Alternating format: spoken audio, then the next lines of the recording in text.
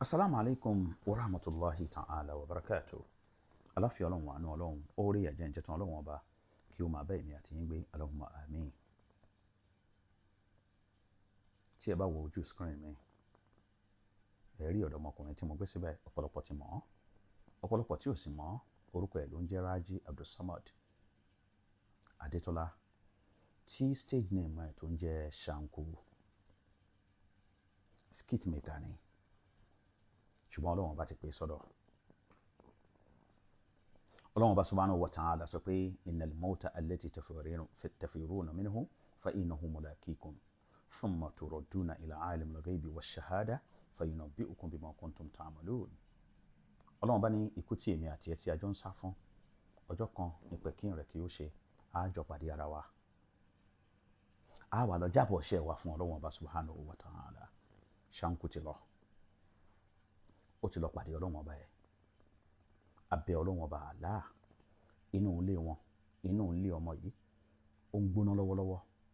Àárín àwọn ẹbí ẹ̀ ń gbóná, àárín àwọn ọ̀rẹ́ ó ń gbóná. Ọlọ́run ọba má ṣe bá wa dùn wọ́n nú. Àwa náà kọ́ ló má ṣe ṣàánú wa. Ọlọ́run má jẹ́ akún kékeré àtàwa àti àwọn ọmọ wa, Ọlọ́run jẹ́ kán wà lórí nǹkan tó dáa. La hawla wala quwwata illa billahil aliyyil azim. Mo fẹ́ sáré sọ nǹkan kékeré kan.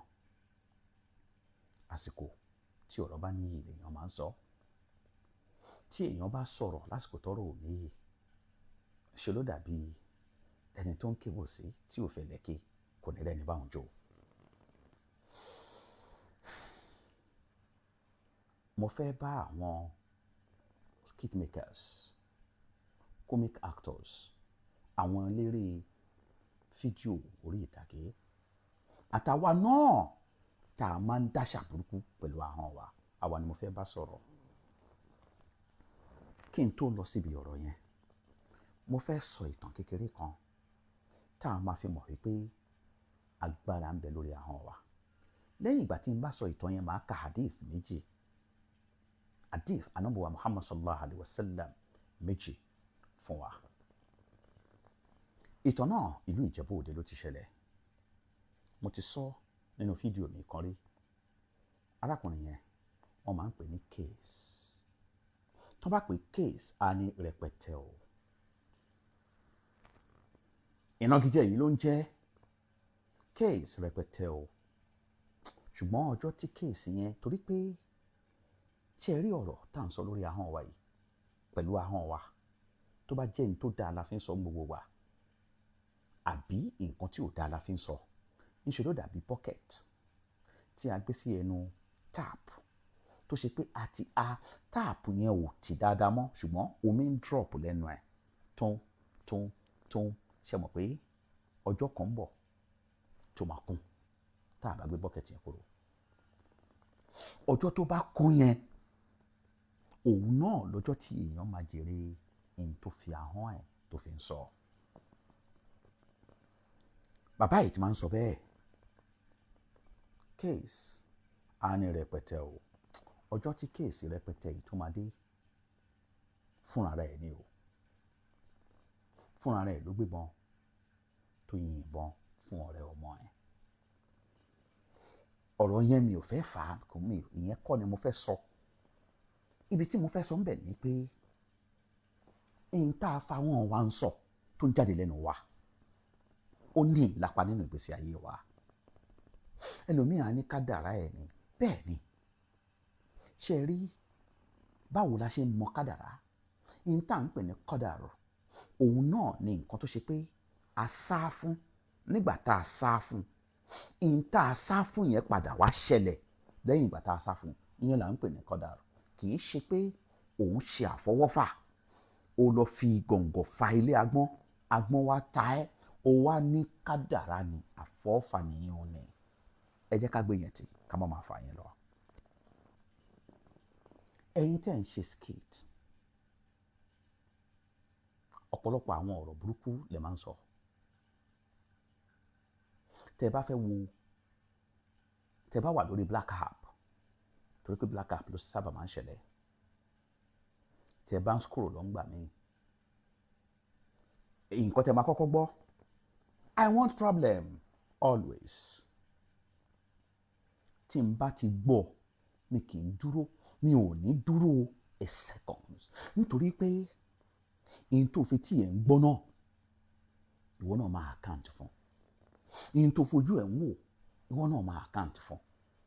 So ihun tí òun máa ń pè mọ́ ara títí ẹ̀ òun ṣe skit, skit tó ń ṣe yẹn ihun tó wá máa ń sọ ní pé you want problem always. ó lè ṣe bí wípé the problem tó ń sọ yẹn problem nǹkan tó máa ṣẹlẹ̀ nínú skit yẹn ni, but ó máa padà lápá jáde nínú ara, ó máa lápá jáde nínú ara.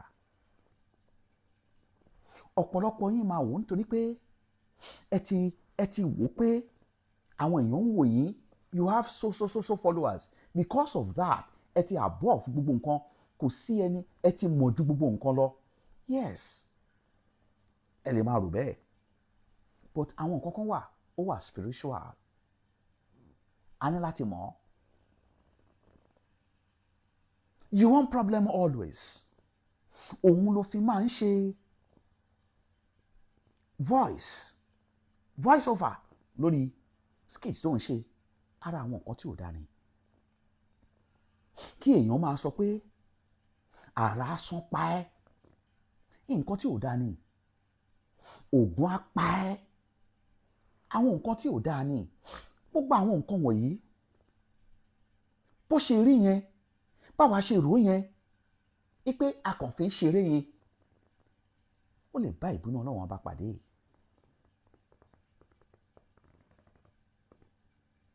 Àwọn nǹkan tí ò dá àbí kò fẹ́ dá fún ẹni, àbò fẹ́ ṣánkú ni, gbogbo àwọn gbólóhùn wọ̀nyí la máa ń gbọ́, pàápàá jùlọ lẹ́nu ẹ̀yin tẹ́ ẹ̀ máa ń sọ pé ẹ̀ ń ṣe fíìmù. Ẹ̀kọ́ wo la fẹ́ kọ́ nínú ìpè? So ìwọ náà tó o ṣe fíìmù, ìwọ náà máa ń sọ ọ́. Kí èèyàn ṣe skit títí kó wá fi Allahu kó wá fi ṣe skit. Ṣé sọ́mọ̀ la wà yìí? Sọ́mọ̀ la ti bára wa. A máa pretend ni o, a máa ṣe bíi pé ọmọ dáadáa ni wá fún Ọlọ́run fún ọjọ́ mẹ́ta ká tó bẹ̀rẹ̀ sí mú gbó wa. Ọlọ́run ò gbọdọ̀ involve nínú irú nǹkan bẹ́ẹ̀. Òjíṣẹ́ Ọlọ́run ọba kò gbọdọ̀ involve nírú nǹkan bẹ́ẹ̀. Ẹ̀gbọ́n tó Ọlọ́run ọba ní sọ ni, Ọlọ́run ọba ní abillahi, ṣé èmi Ọlọ́run, wa rasuli àti òjíṣẹ́ mi, wa hayati àti àmì èmi Ọlọ́run ọba, kuntum tastehzi'un, ṣé òun lè wá sọ di àwàdà, òun lè wá sọ di eré, òun lè fi ṣe skit. Ọlọ́run bá ní qad kafartu ba'da imanikum, kò sírú ìgbàgbọ́ tẹ́lẹ̀ ní ẹ ti di kèfèrí níwájú èmi Ọlọ́run ọba. Àwa tá à ń sọ̀rọ̀ à ń pè wá ni, à ń pè wá sójú ọ̀nà tọ́lọ́run ọba ni. Ẹ jẹ́ kí n wá kákọ́ ka hadisi àkọ́kọ́. Rasulullahi sallallahu alayhi wa sallam ó ní innal abda, ẹrú sí Ọlọ́run ọba, la yatakallam bi kalimati, yóò máa sọ àwọn ọ̀rọ̀ kan min ridwanillah tó ṣe pé ọ̀rọ̀ ìyọ́nú Ọlọ́run ọba ni. Kéèyàn máa fẹ́nu ẹ̀ sọ̀rọ̀ tó dáa. Yorùbá ní àpèmọ́ra ẹni là ń pe tèmídìrí. Kéèyàn máa pe dáadáa mọ́ ara ẹ̀, kì í ṣe pé kó máa pe nǹkan tí ò dáa mọ́ ara ẹ̀. Gbogbo ẹ̀ tí ẹ̀ ti sú mi ká tiẹ̀ kú. Àìpè mọ́ ara ẹni, àìpè mọ́ ara ẹni, àìpè nǹkan tí ò dáa mọ́ ara ẹni. Rasulullah sallallahu alaihi wasallam sọ pé ẹni tó bá ń sọ̀rọ̀, ó ń sọ̀rọ̀ tó yọ Ọlọ́run ọba nú. La yulqi la balan, ṣùgbọ́n nígbà tó ń sọ yẹn òun kàn ń sọ ní títí ẹni, kò àtàṣe nǹkan kan mọ́.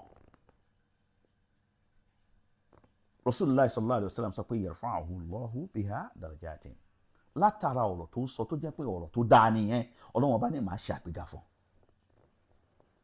Wa innal abda, ẹrú sí Ọlọ́run ọba kan náà tún wà, la yatakallam bi kalimati, òun á tún wá máa sọ àwọn ọ̀rọ̀ kan min sakhatillahi, àwọn ọ̀rọ̀ tó ṣe pé ìbínú Ọlọ́run ọba ní bẹ́ẹ̀. Ṣé ò fẹ́ ṣánkú? Subhanallah. Gbogbo àwọn ọ̀rọ̀ yẹn mo mọ̀ ń mú wá, gbogbo yín náà lè máa gbọ́ bẹ́ẹ̀ lẹ́nu wọn. Mo mọ̀ ń sọ àwọn ọ̀rọ̀ yẹn kí ẹ lè mọ irú àwọn nǹkan tí wọ́n sọ. la yulqi laha bala. Òun náà máa fi pé òun ṣe skit lójú ara òun ni. Rasulullah sallallahu alaihi wasallam sọ pé yahwi biha fi jahannam. Skit yẹn náà ló máa fi ọ̀rọ̀ burúkú tí ó fi máa ṣe títí tí ó fi bára ẹ̀ nínú ìparun nínú iná jahannama. Ẹ jẹ́ n ka hádíìsì ẹlẹ́ẹ̀kejì. Rasulullah sallallahu alaihi wasallam sọ pé la tad'u ala anfusikum. Ẹ má máa ṣe èpè fún ara yín. Ẹlòmíì á ní òun ṣe fíìmù, lórí òun ti burú o, ayé òun ti bàjẹ́ o,